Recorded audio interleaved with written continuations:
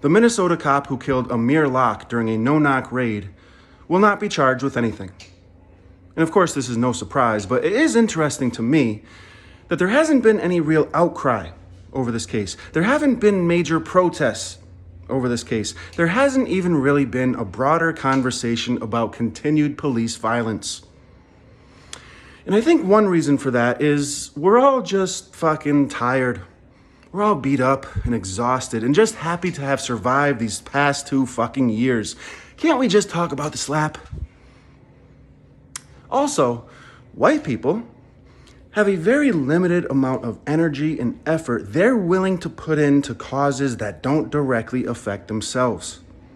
So police brutality, police violence against black people, much like COVID, they're over it. They went to a Black Lives Matter protest in 2020. What more do you want from them? They voted. What more can they do?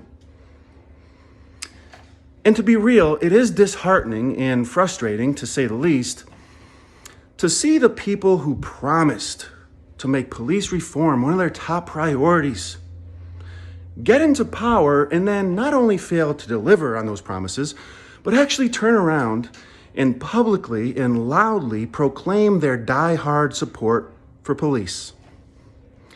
It's like a slap in the face, no Fresh Prince, and that's the last time I'll mention it, I promise. Now, we all know Republicans aren't ever going to do anything about police brutality because they don't give a fuck. But Democrats swore that they cared. They were going to do something. They were going to really reform the police. They wore kente cloth. They took a knee. And then they got into power.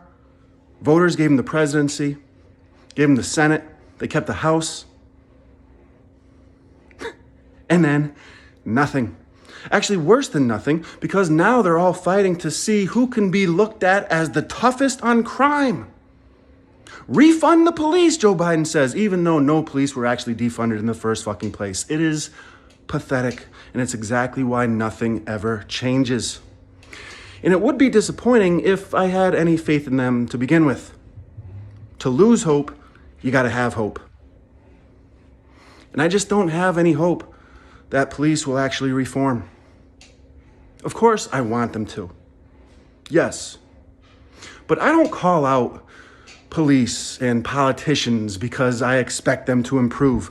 I call out the police and politicians because fuck them. That's why. Rest in peace, Amir Locke.